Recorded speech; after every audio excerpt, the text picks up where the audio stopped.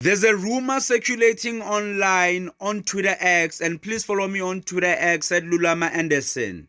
So the rumor goes that the IEC is going to deregister 5 political parties, including uMkhonto WeSizwe.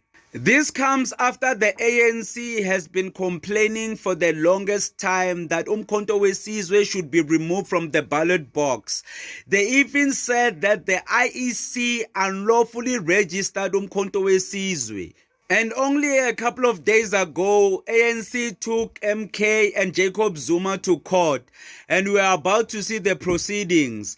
But this is an attack on Jacob Zuma from left, right, and center. And trust me, DA is involved, and I hope Jacob Zuma finds allies in the EFF, because EFF are the only people who can help him. Julius Malema is the only person who can back him up, especially in the